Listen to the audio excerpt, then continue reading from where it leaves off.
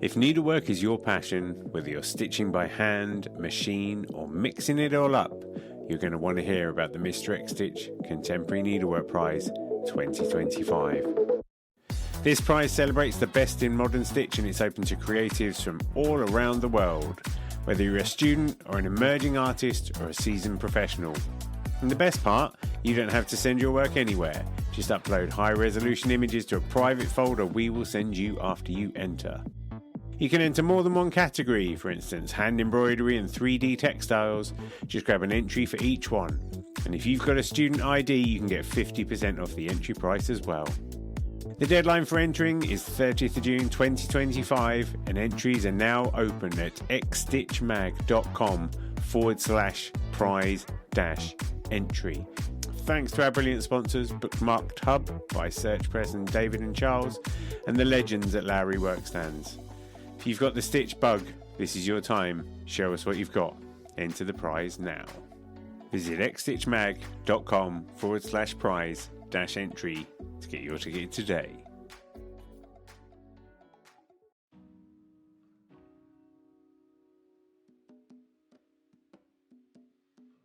Pete Tarrant is a digitised embroidery advocate, practitioner, and educator. He has been working in the realm of digitised machine embroidery for over 30 years, and it is fair to say he is one of the country's foremost experts on the subject.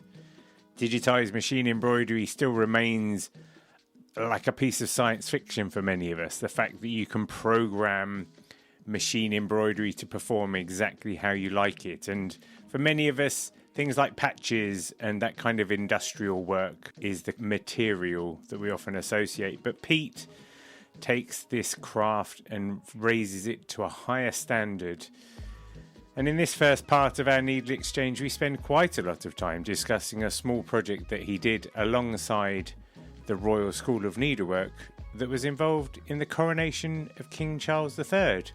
Oh yes, it's royal machine embroidery, and we go through the whole story of how it came to be, the amount of work that goes into it, the perils and the pitfalls of working for a client who is literally royalty. Pete is an amazing advocate for this craft form. As I say, I always think that machine embroidery of this level is something that people don't really understand. We see artists that do free machine embroidery, we see obviously a lot of hand embroidery, etc. But digitised machine embroidery is so precise and has the possibility to be so well executed if you can wrap your heads around the technology. And when you see the work that Pete does, both for himself and the way that he supports the students that he teaches at the various universities, it really is fantastic to see. The way that Pete is able to take artistic concepts and ground them in reality, to me, feels like a sort of architecture.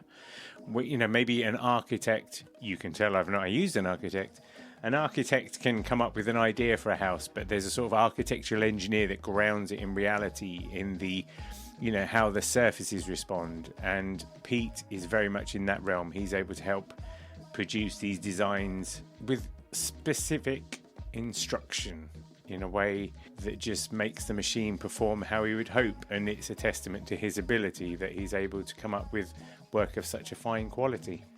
As I say, this is the first part of the Needle Exchange, and we spend pretty much our whole time talking about these two specific projects.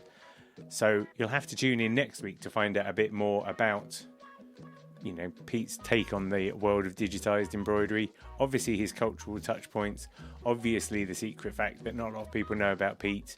I'm so glad to talk to Pete. I've known him for quite a few years, and his enthusiasm for this subject continues to inspire and amaze me. If you've ever thought about digitising embroidery, just get in touch with Pete. He'll show you the way. He's the man. Like I say, I'll be back next week with the second part of this conversation, so until then, enjoy the show.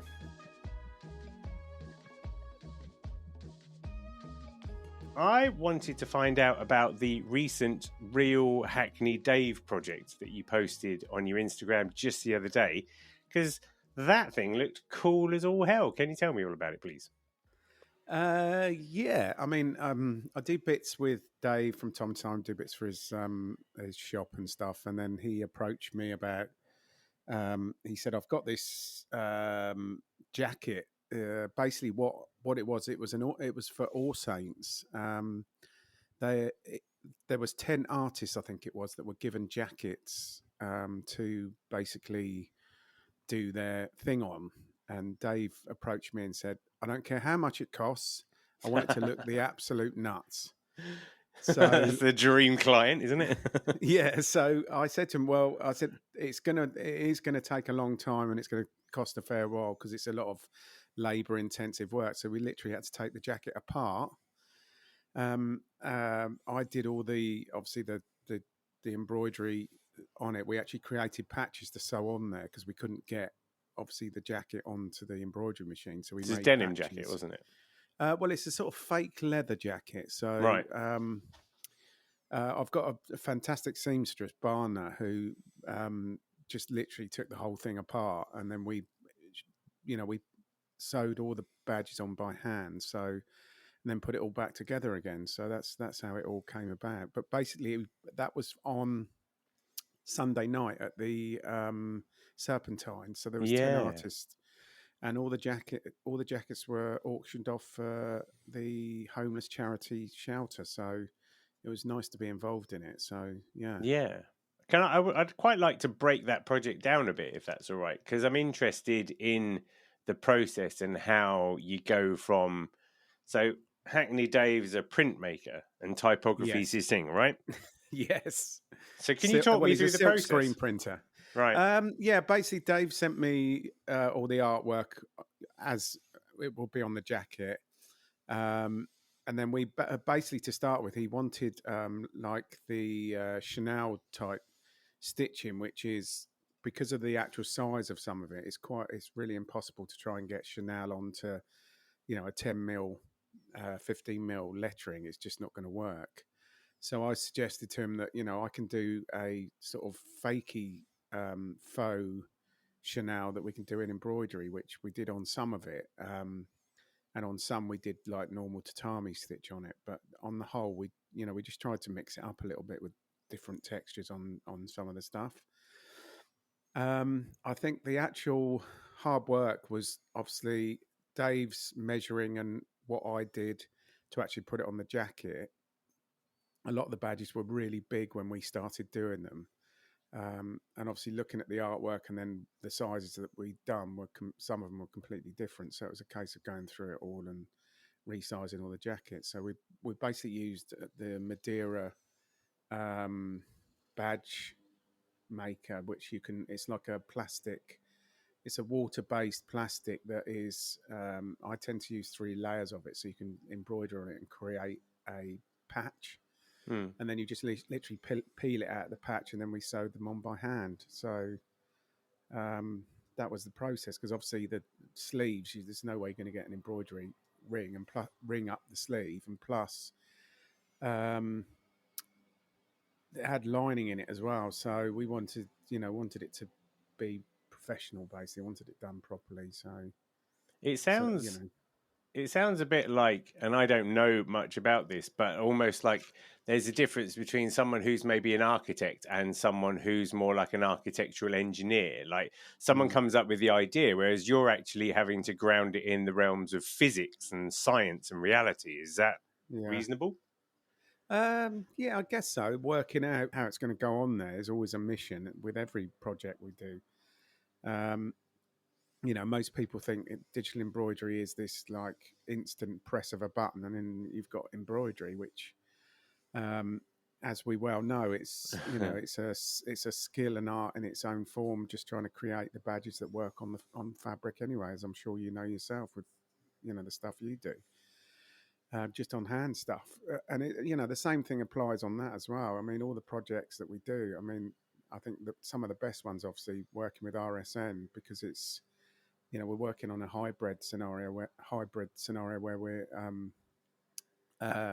we've got hand and digital, which work so seamlessly together. It's always good to see different stuff and work with different people and how they work. It's always different, as well as, I'm working with Helen Amy Murray in London, in Hackney at the moment, where we're working on interiors for super yachts and other stuff, which is again, we're looking at 3 meter panels, Golly. and that's in itself is challenging from start to finish, trying to get um, the materials to work on such a, because we've got a 2 meter by 1.5 bed machine. Yeah. And as you know, when you frame stuff up, if it's not tight enough, the embroidery can look different, or even with hand stitching. Mm. So when you take it up to that scale, it's been a massive learning curve for me again, doing embroidery on big scale, because of the Yeah. pull and pushes that go on with all the the actual fabrics. It's just insane. So I remember talking with Susan K. Williams about Dr. Susan about the textile dyers, the society that she's now involved in, and how sometimes they would have like someone would come along with a uniform for like Team GB athletics, and yeah, they'd go, "We want it in this kind of teal color, and we want it on this fabric," and they'd go, "Well, scientifically, that's not possible. Let's see what we can work out," because there's all these contrasts between the dreams that people have in their mind when they're noodling on a sketch pad. And then I'd imagine if someone, like, what kind of materials are you using in super yachts? Are you using like leathers and stuff, or are you just using like? no, we use a man-made. It's called Magilite and Nova Suede, which is, the Nova Suede is very similar to suede, but it's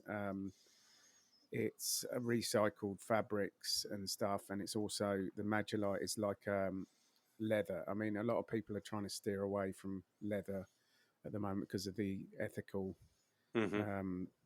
properties of it, which are pretty much zero.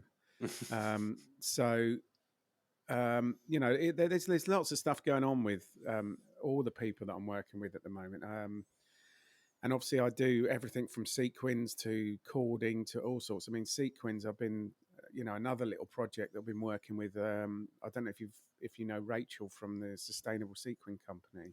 I saw you again when I was browsing through your feed. I saw you talking about that.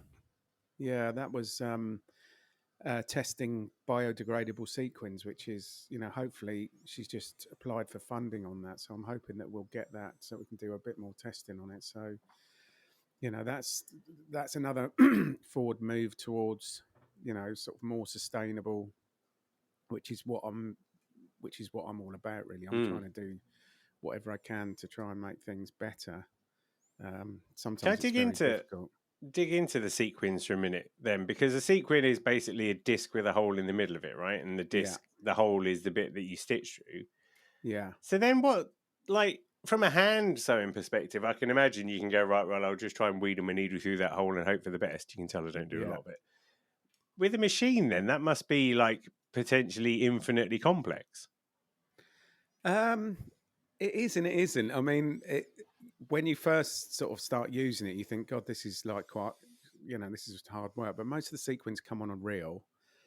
And it's just a case of lining up the sequin device with the needle point and having you have to have it like 5 mil from the plate to actually get it to actually do the sequin. But I mean, once it's literally you going through the hole and stitching it down. So So have it you got, depends like, a on, little doodah that holds the sequin in place then, and the yeah, needle basically goes... it pushes it out the front of the machine, and then it cuts it and places it down and then stitches over it. So I mean, it's fascinating. I mean, there's loads of sequin videos on my Instagram on Digitech Embroidery. And it's really weird whenever I do a live feed that I've got the sequin device running. It just seems to attract a multitude of people watching it, because I think it's something that people don't always.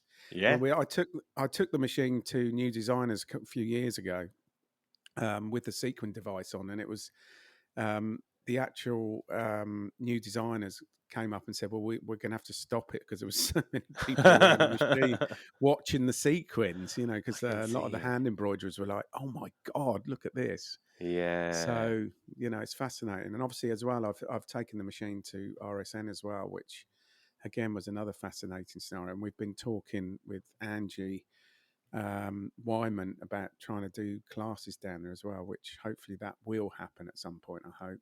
Yeah. Um, I'd obviously, imagine that stuff on TikTok would be huge because it's one of those videos like pimple popping. Or I quite like. There's a thing that always comes up for me of some people that are like cleaning rugs that are really dirty, cleaner and cleaner and cleaner. You know, so you're going on this little story with them, and it would be the same with the sequins. People just be like, "How's the outcome going to be on that?" That would be. yeah.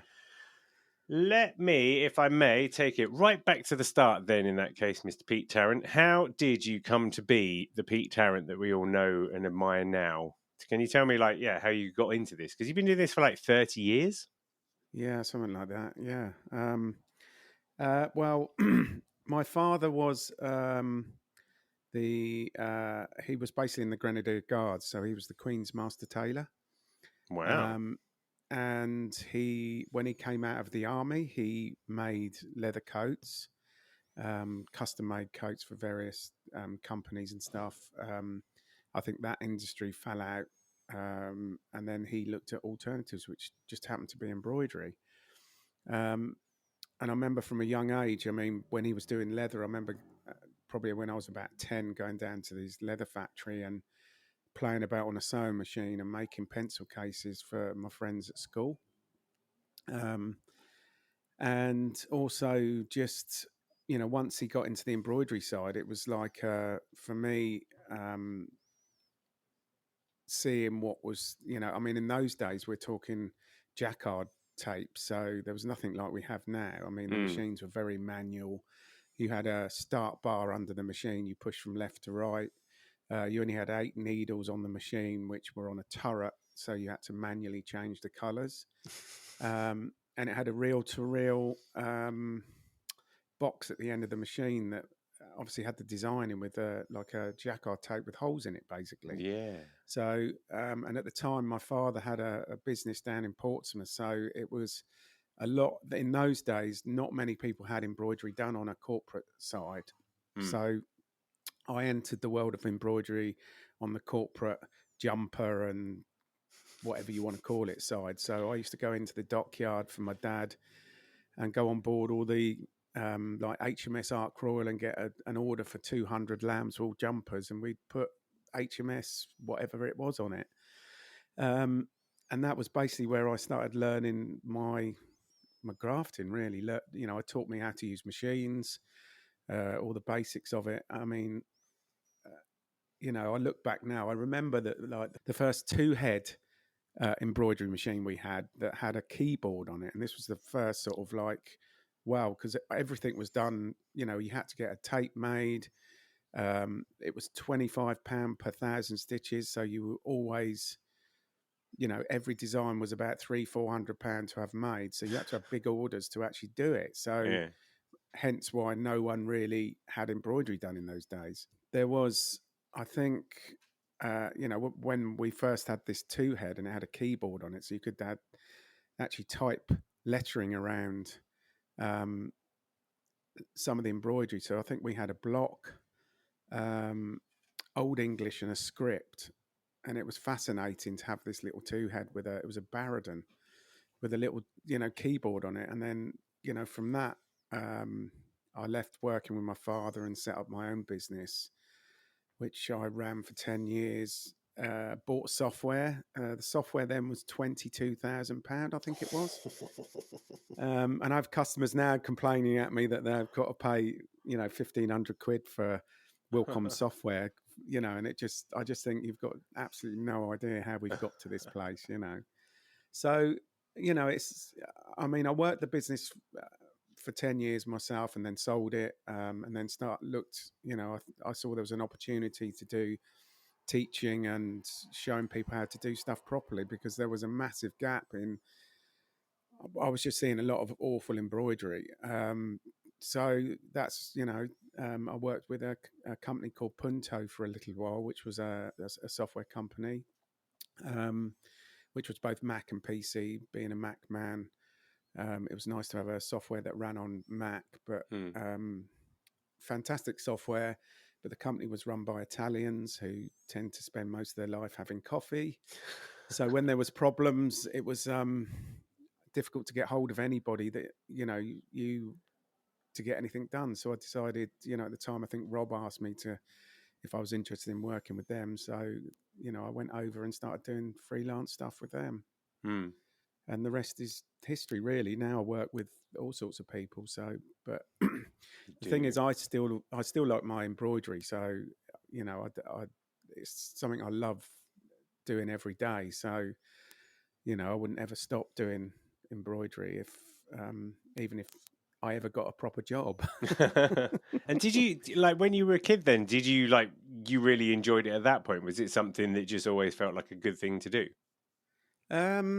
I think my earliest remembrance of doing anything, I mean, with stuff like that. I mean, my mum was always good with crafts and stuff like that when we were kids. So, I think maybe that was part of it as well. But I think it just felt natural to be involved in that side of things. I don't, I did a 3-year professional cook's diploma, which I thought maybe, and then did a year's working as a chef and decided that was not really what I wanted to do, although I love cooking, and then went back working with my dad for a while. Um, Is yeah, your I've dad done still quite a lot. around? No, he died 2013. Right. Yeah, yeah. Basically, he was a sailmaker in the dockyard when he was 18, I think, before he went in the army, or might have been younger. And he was basically making asbestos curtains for the aircraft carriers. Okay. So he ended up with, is it melanoma cancer? Right. Yeah. So he's sadly no longer with us.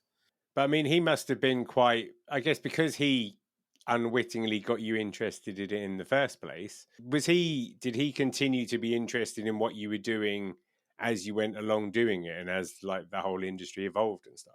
Yeah, to a degree. I mean, my dad's always done like corporate wear and stuff. So, for me, once I started doing all the other side of stuff, he was still doing, odd bits of embroidery on that side till he obviously got, ill and then wasn't able to do it anymore. So, I'm quite gutted that he didn't get to see the Coronation stuff that we did. But, um, I'm sure up there somewhere he's obviously looked down and seen what's going on. So, yeah.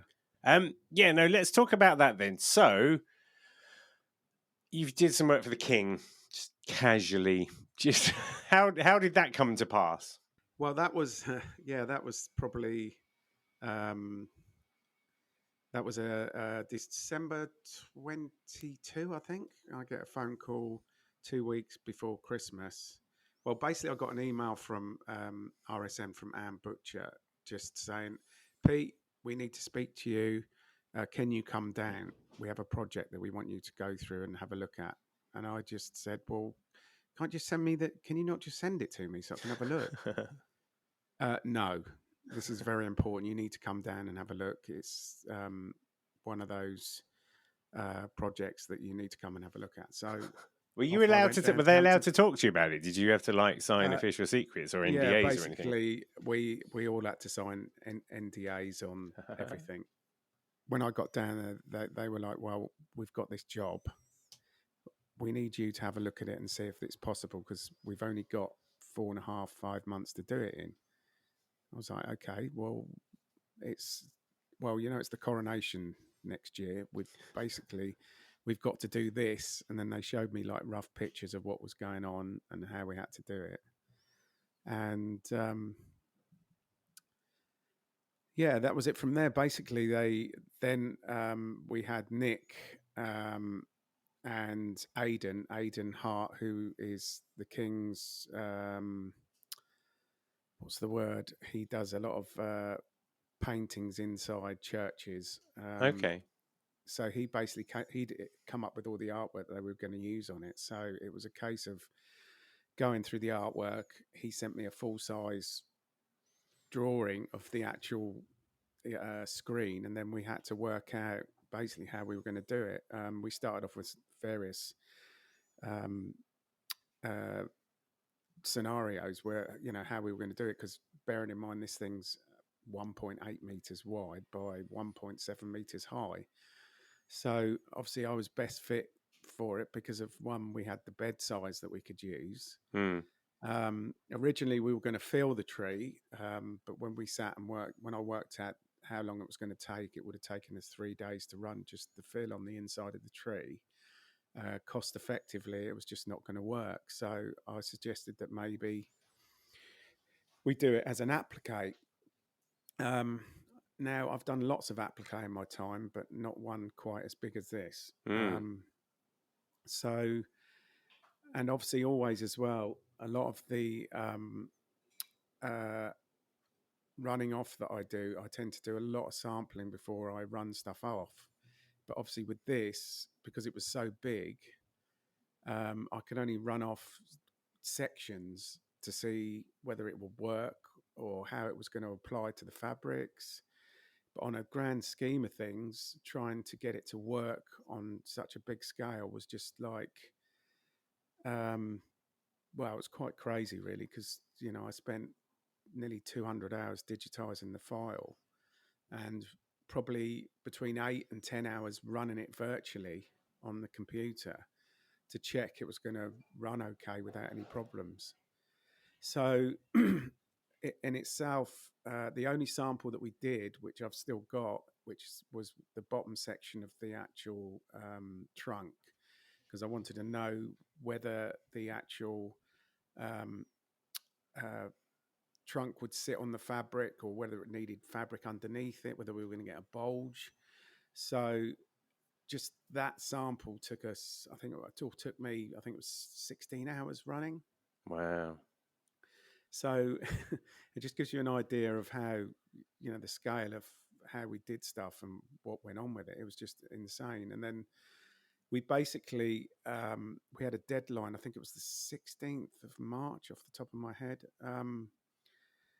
And the weekends before, we started on the Friday afternoon about 4 o'clock. So we basically got the machine prepped, all the fabrics. We only had enough fabric to do one. So it was squeaky bum time, I think. Yeah. Right. So basically, we got all the machine prepped on the Friday. We started, I think it was about 3 o'clock in the afternoon. Got all the fabrics on the machine. Then got the applique on, and I wanted to get the applique down before we did anything. So basically, what we did a registration on the actual uh, design that had all the leaves and the birds as basically a placement for the girls at RSN. So when they came to do their bit, everything was already on there. So they could just place, so they didn't have to measure anything. They could just place everything on there ready to go because obviously we'd had very little time to do it. And I think we worked out if the girls had done it by hand, it would have taken, I think, something like 2.5 years. So it gives you some idea of, the scale of everything that was going on with this. It was just, it was quite insane, really. Yeah, so we basically put the green applique fabric on, which was quite heavy in itself, but I was just worried about the puckering of the fabric because obviously having not done an applique that big, I was just really worried it was going to really pucker. But having the registration on there that held it down prior was probably the best idea I think I came up with. So yeah, and then just I think it took us once we'd done the outline and then the lines around the outside edge of it, then we had to obviously cut it out before we did the actually border on it. So that took, I think cutting it out took 3.5, 4 hours. So by this time, I think we're 2 o'clock in the morning. It's drenched in sweat. Yeah. And I took my camper to work as well. So I just literally slept in that, got up and went straight back on the machine. So that was the Friday night. And I think we finished about 4 o'clock in the morning. And then the girls came in at 7 o'clock on the Saturday. And then we carried on Saturday from 7 in the morning till again about 4 o'clock in the morning on Sunday morning. And then, which was doing, the machine. I mean, the machine. I think I said we used the new sensor thread from Madeira, so that was really nice. It was well, it was a bit worrying, to be honest with you, because it was the first time it was a new thread and it was the first time we'd really used it. So I was a bit nervous to start with it, but after the first sort of, I don't know, 50, 60,000 stitches, it just seemed to run really nice. And I think at the whole project, I think we had 2 thread breaks, which was, outstanding, really, for the amount of time it was on the machine. So yeah, come Saturday, I think we were running all day till, and it was a case of every time anyone wanted to go to the toilet, we just stopped it, go have a quick break, come back, watching it on everything. So yeah, so on the Saturday, we ran till again probably about 4 o'clock in the morning, and then by this point, we were getting close to finishing the actual trunk. So the first part of the trunk finished, and then we had to move it up because we couldn't fit it across the machine, so we had to physically move the whole thing from one side to the other to get the bottom part of the trunk in. Can I just interrupt for a minute? Because what I want to do is I just want to describe it, because obviously we're a bit of an audio podcast here, because it might be quite good, because I failed to do that at the start. So this is an anointing screen for the king. What's an anointing screen for? So basically, it is put round him at the most poignant point of the coronation. So basically, he bears his chest, and they place oil on his heart, on his hand, and on his head. So basically, it's the most sacred part of the coronation. Wow. So basically, and then he gives himself to God. So yeah, it's supposedly the most poignant part of the coronation, basically. Hence why they obviously put a screen around him for privacy. Yeah. So then we've got, it's a square design with I'm going to say, is it a blue tree? Like a kind of bluey tree on a red Well, the background? tree in the middle is actually green, and then the leaves itself are actually blue. Right. It's like a two-tone blue. You've got a light blue and a dark blue on there. There's a shield. There's a motto running along the bottom of it. Yeah. Angels. Which all has some connection to some gods and stuff that go on with Coronation. So yeah. Right. And then you were responsible for, I guess, most of like the grunt work, which is an inelegant way of putting it. Which elements then did the RSN do? Which bits did they do? They did all the leaves on the actual, which is basically the 52 Commonwealth countries. Right. 53, I'm not sure. So some of the leaves were actually done by people in the Commonwealth, not all of them. Okay. And most of the background, obviously, all the gold work, the cipher, and obviously, like you said, the angels were all done on that as well. So I basically delivered the screen after. Well, I'll tell you a funny thing. On the Sunday night when I got back home, because by this point we'd cleaned it, rolled it up into bubble wrap, sealed it all, and then I put it in my camper and drove home. 30 miles an hour. Yeah, when I got home, it was probably 10, 11 o'clock in the evening, and I got myself showered, got myself into bed because I was exhausted, and I had to be at Hampton Court Palace at 8 o'clock the following morning to deliver it. I got into bed and then suddenly went, oh my God, this thing's in the back of the van. So I went out to the van, grabbed the roll of the anointing screen, and then brought it in and put it on the bed next to me. So I ended up sleeping with it all night to make sure no one. Can you imagine if someone had actually stolen my van in the night? That would have been unbelievable, wouldn't it? I don't suppose you ever really want to make errors, but presumably on something like this, there is like no margin for error. Like you might get a 1% margin of error with some clients, perhaps, or something, but. No, I mean, there is nothing that, so basically the running off had to be perfect first run, which spending the time I did checking everything obviously paid dividends in the end, because I mean, it's what I do with most jobs. You just, sampling is the key to most things, and trying to get things right before you get it on the machine. I mean, you've got a virtual embroidery machine on the software, so for me, that is one of the best tools you can use for anything.